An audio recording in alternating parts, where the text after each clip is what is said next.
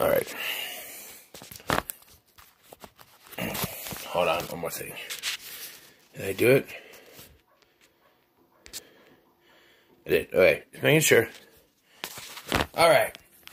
Moving on to Teenage Mutant Ninja Turtles. Out of the shadows. Out of the shadows. Now, as you may know from watching my previous video, I was cooking for most of this. But I've seen it before. This was the one movie that was supposed to give fans everything they wanted. Casey Jones is back.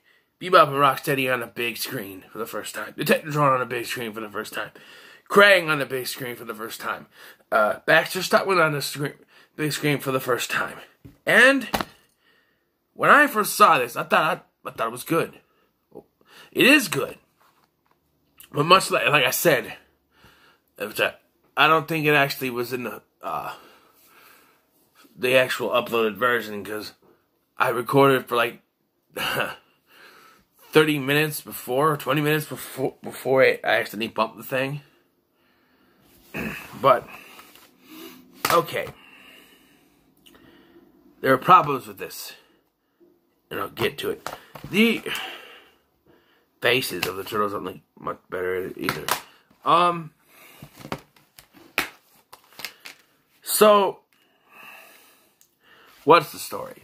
A couple years after the first film, the turtles are the destruction of Shredder was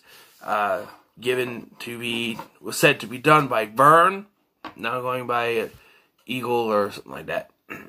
And he's the big hero.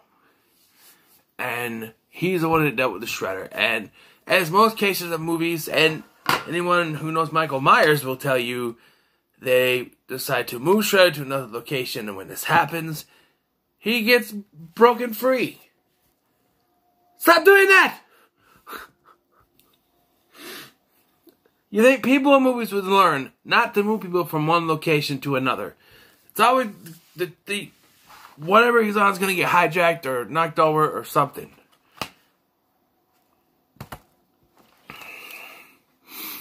So, Johnny Knoxville didn't come back to do the voice of Leonardo.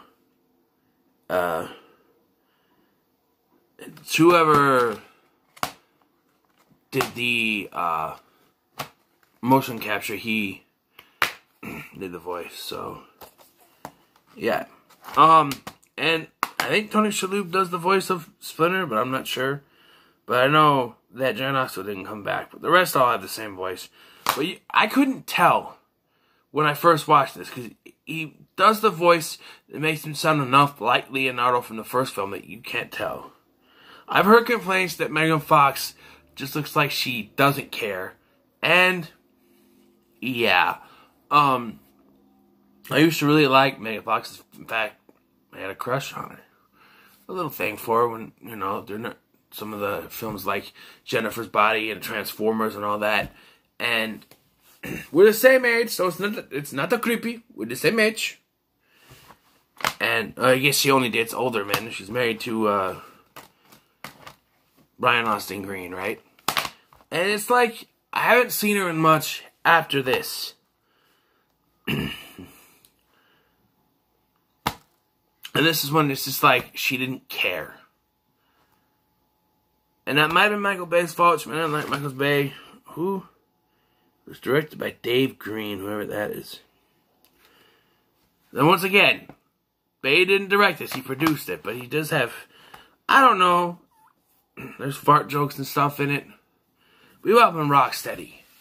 This was my biggest problem. What about Casey Jones? We'll get to him. My biggest problem is that they miscast Bebop and Rocksteady. Okay?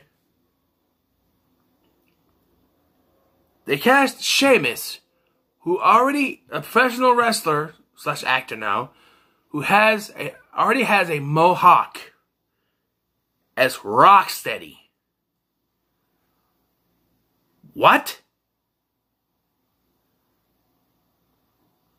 Why? And then they have him comb his hair down so it looks like regular hair, and he plays Rocksteady, the Rhino. Why would you do that? yes, Bebop was black or African American in the cartoon. We get it. That doesn't mean anything. Sheamus has a great presence, whether it's on the microphone, in the ring, in the film. He steals the show. Hey, babes! But he should have been Bebop, not Rocksteady. He already had a mohawk, which they made him comb down. That's one of the biggest problems. I'm like, why didn't they have him as, when they announced that Sheamus would be playing Rocksteady? I'm like, what?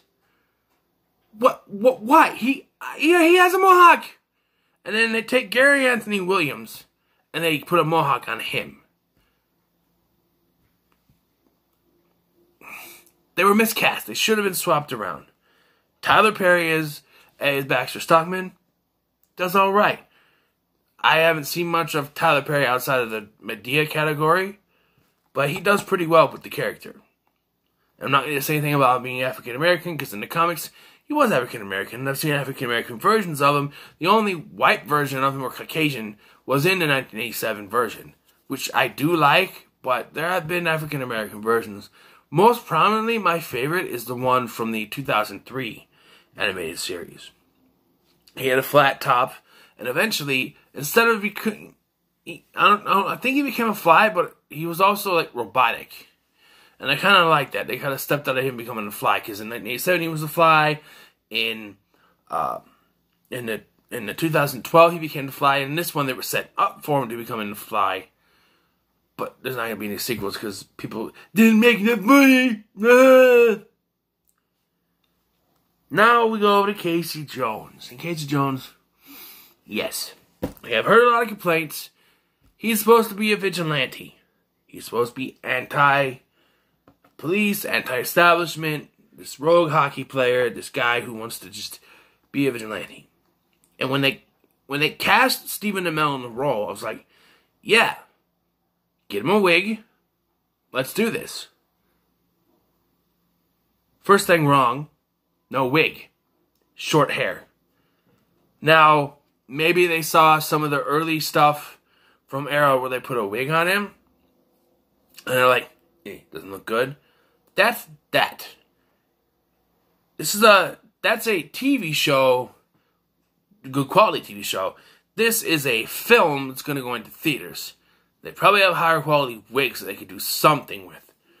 Hell, Elias Koteas wore a wig, at least in the third one I know he did.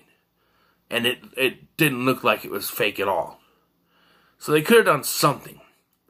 2, they made him a police officer. That's Officer Jones. One day I'm going to be a detective. What? Why? Just... why? I don't... And he only wears the mask once. This coming from a guy who wears a mask in every episode of the show he's on. But they can only have him wear the Casey Jones mask once. Why? Because they gotta have Stephen Amell's face all over the film. And this is not against Stephen Amell himself. I think he's a wonderful actor. I think he's great. Especially in this final season of Arrow. He has been phenomenal.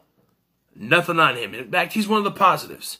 His acting and fight choreography are great. He knows what he's doing with that. He's great. It's just the way that they made Casey Jones, how they wrote the character. It's just, meh. You know what I mean?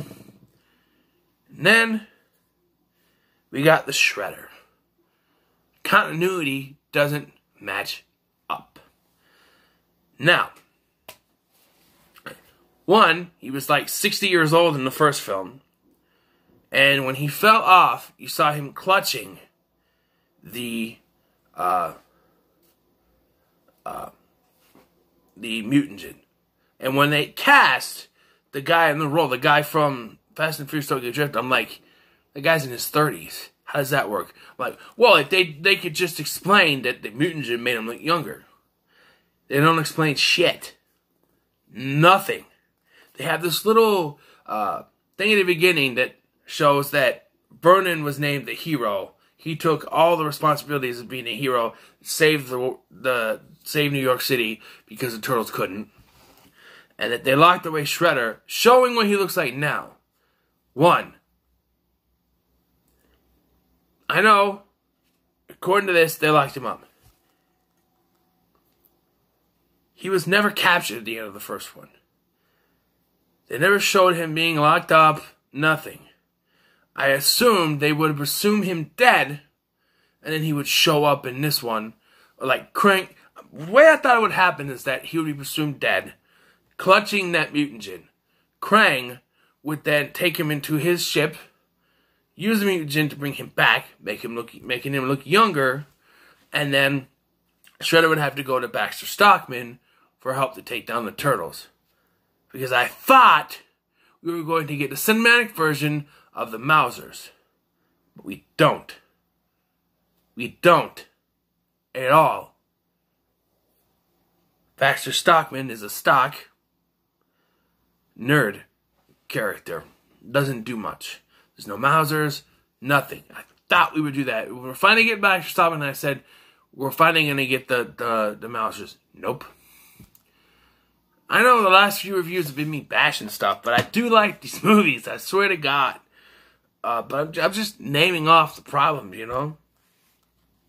One thing I can tell you is we finally get to see Bebop and Rocksteady fight Ninja Turtles on the big screen for like 10 minutes.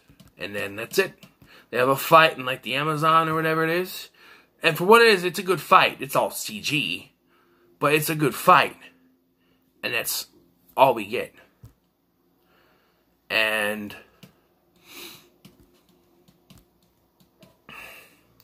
I don't know, it is a decent film. I like the music that plays in the end.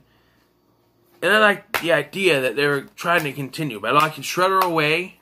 Krang locking Shredder away. Krang voiced by Brad Garrett. Now, that was my biggest problem.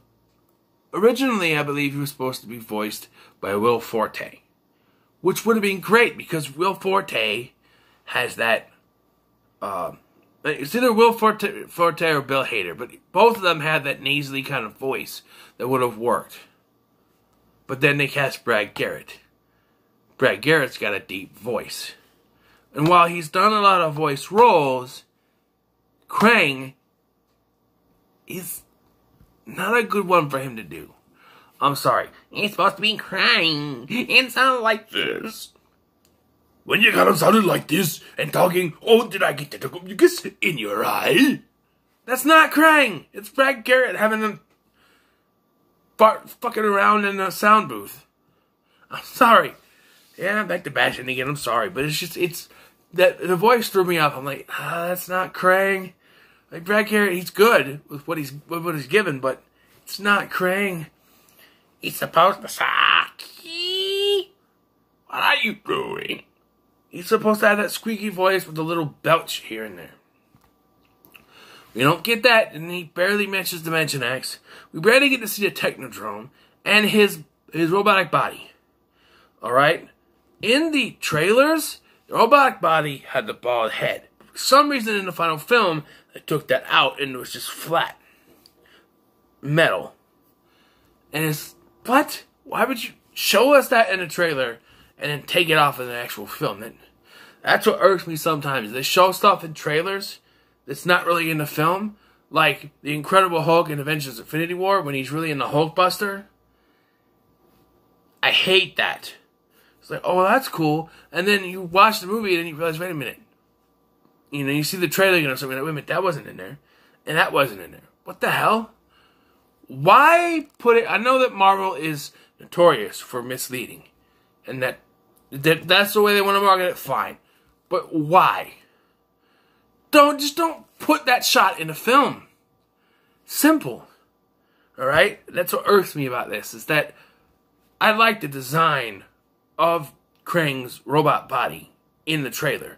When I saw it in the film, I was like, why did you take the head off? The top of the head off. It looks terrible that way. And we get to see the Technodrome in glorious CG, which is pretty good for the 45 seconds that we see it. It's coming together. It doesn't fully form, and then the Turtles send it back to Dimension X. And they were setting up certain things for the next film, like Shredder being put in his little frozen containment, whatever you call it, and they actually stopped with me and taken back to the laboratory, which he would probably have been turned into the Fly in the next film. We're not getting the next film because people trashed this movie, and it didn't make enough money. Now, even with all the problems that I mentioned, I still enjoy this film. The comedy is on point. The Turtles are still great. While Splinter's not in it that much, he's still good. Stephen Amell, I don't like what they do with this character, but he's still a good actor. And Megan Fox, I like the scene where she dresses like a schoolgirl. I remember being in the theater and be like, oh. But other than that, she's probably one of the lower points of this film. Tyler Perry's great. The guy who plays Shredder, he's good. He's a little wooden, but Shredder would be. They don't. That's the thing that bugs me. They don't explain why he's younger. He was like 60, and he's not. And the one big problem I want to mention is no Eric Sachs. That guy was pushed as the primary villain in the first film, with the Shredder looming over the entire film. In this film, they don't mention him once. Not even a passing remark saying, oh, then they could have done it. In that opening package, they could have said, Shredder was captured and Eric Sachs also captured. But they don't mention him at all. Which, maybe he would have came back in the third film, I don't know. Or maybe they just decided not to add him because people were pissed about him in the first one. But he was originally, on Wikipedia, I don't know anyone can edit Wikipedia, he was originally on the cast list for people returning, and then all of a sudden he was gone. And I was sitting there watching the film, waiting for him to show up at some point. In the last reel, I expected that maybe he, because hear me out. Sax and April's father, which I believe would have been Kirby O'Neill, but they were working with the alien substance. So how cool would it have been if it would have been revealed that Eric Sachs was secretly working with Krang the entire time? And even Shredder didn't know that. Would that have been cool? Because you gotta ask, where did Sachs get the mutagen to begin with? And let's talk about the mutagen, because I don't remember in the first one if I saw it right, but it's purple. Which, if you're going by the 2012 version, yeah, it's purple. But to me, the mutagen, or ooze, whatever you want to call it, has always, and should always, be green. And I'm sorry, but that's the way it should be. And yeah, mutagen, and I understand that in this version, it came from Krang or whatever, and Krang is pinkish purple, that's fine. But it's just the color always throws me off. Guys, this movie's good. I'm going to give it a 7. It's okay. Give it a 7 out of 10. It's not that bad. There's problems, but I got a list of problems. I'm not reviewing it properly. You know what I mean? 7 out of 10 for me. What are your thoughts on Teenage Mutant Ninja Turtles Out of the Shadows? Let me know in the comments below. Like, share, and subscribe. And cowabunga, dude.